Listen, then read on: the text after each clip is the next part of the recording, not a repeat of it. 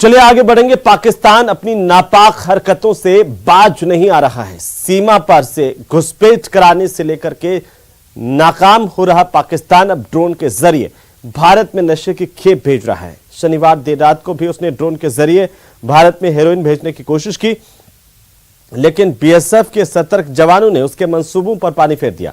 श्रीगंगानगर के अनूपगढ़ सेक्टर की बीएसएफ की कैलाश पोस्ट के करीब शनिवार की रात को 1 बजे सीमा सुरक्षा बल के जवानों ने ड्रोन का मूवमेंट यहां पर देखा और इस पर तुरंत कार्रवाई करते हुए बीएसएफ के जवानों ने बंदूकों का मुंह खोल दिया।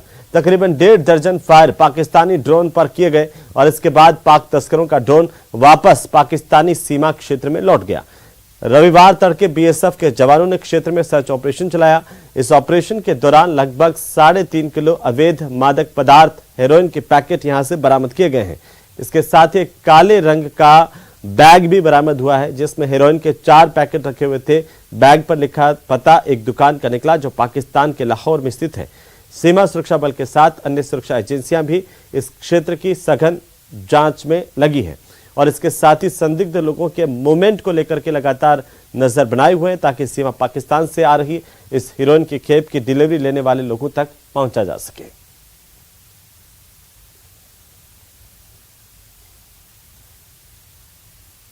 उधर टोंक जिले में बीसलपुर जयपुर पेयजल लाइन में लीकेज होने की वजह से बीसलपुर बांध से जयपुर में जलापूर्ति बंद है। कल रात को लीकेज की जानकारी जैसे मिली, अधिकारी और कर्मचारी मौके पर पहुंच गए थे और लीकेज को ठीक करने की कोशिश लगातार हो रही है। ये बताया जा रहा है कि पहले वॉल से पानी की निकासी की जा रही है, इसके बाद डैमेज किए गए वॉल को ठीक किया जाएगा। खास बात यह है कि यहां से पानी की निकासी की वजह से आसपास के खेतों में भी अब पानी भर गया, जिससे लोगों को परेशानी हो रही है।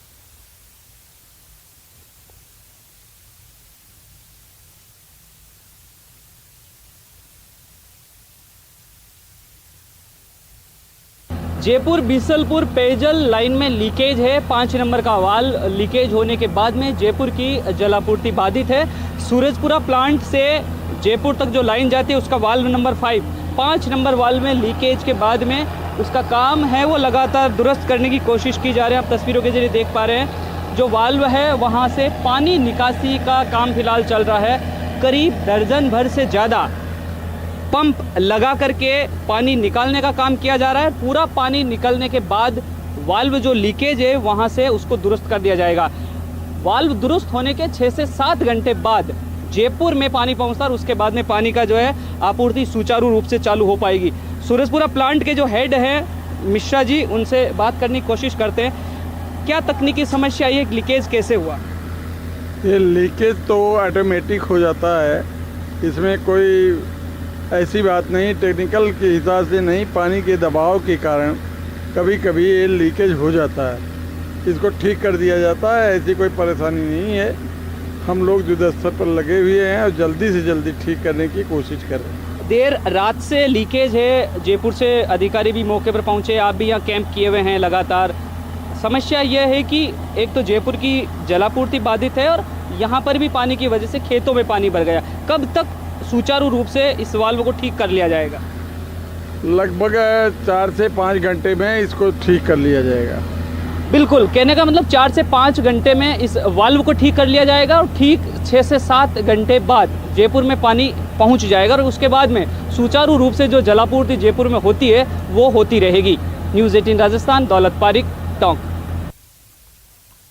और अब बात अलवर की, जहां पर गोविंदगढ़ कस्बे के निकटवर्ती गांव शाहपुर में दिन दहाड़े कथित तौर पर रहस्यमय तरीके से पत्थर बरसने का मामला सामने आया। इससे लोगों में कौतूहल बना हुआ है और पथराव की वजह से कई लोगों के 3 शेड भी टूटे हैं। वहीं कुछ लोग इस पत्थर से चोटिल भी हुए हैं।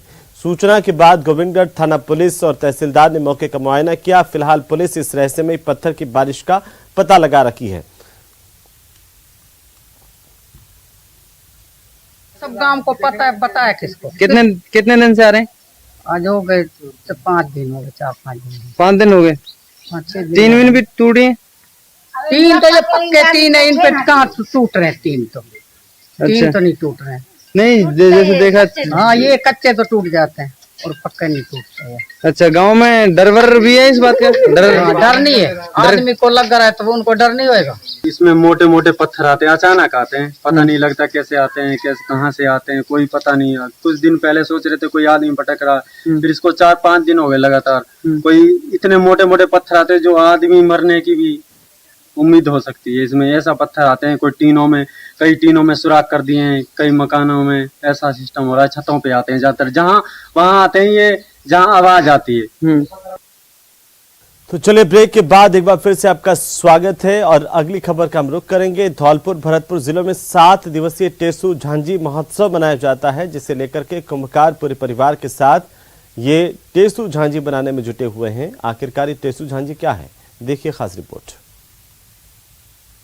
ब्रज क्षेत्र के धौलपुर भरतपुर जिलों में शारदीय नवरात्र के बाद दशहरे पर रावण दहन से शरद पूर्णिमा तक लोक परंपराओं पर आधारित 7 दिवसीय टेसू झांझी महोत्सव मनाया जाता है। पीढ़ी दर पीढ़ी चले आने वाले लोक परंपराओं पर आधारित ये आयोजन ग्रामीण क्षेत्र में अधिक देखने को मिलता है। कस्बा क्षेत्रों में भी छोटे बच्चे इसको लेकर विशेष आनंद उठाते हैं। पिछले साल से इस लोक परंपरा पर भी कोरोना का ग्रहण लगा हुआ था, ऐसे में कुम्हार भी निराश थे। लेकिन इस बार शारदीय नवरात्र के समापन पर दशहरा से शरद पूर्णिमा तक 7 दिवसीय महोत्सव जोरदार तरीके से मनाए जाने की उम्मीद है। ऐसे में अच्छी बिक्री की उम्मीद के साथ क्षेत्र के कुम्हार इन दिनों टेसू झांझी और मिट्टी के दीपक बनाने में जुटे हुए हैं। शहर के तुलसीवन रोड और चवरिया पाड़ा के साथ मलिक पाड़ा, कीड़ी और अजीजपुर में रिकॉर्ड स्तर पर टेसू और झांझी बनाए जा रहे हैं। कुम्हारों का कहना है कि टेसू और झांझी की बिक्री सप्तमी से शुरू हो जाती है, जो अष्टमी नवमी तक चलती है।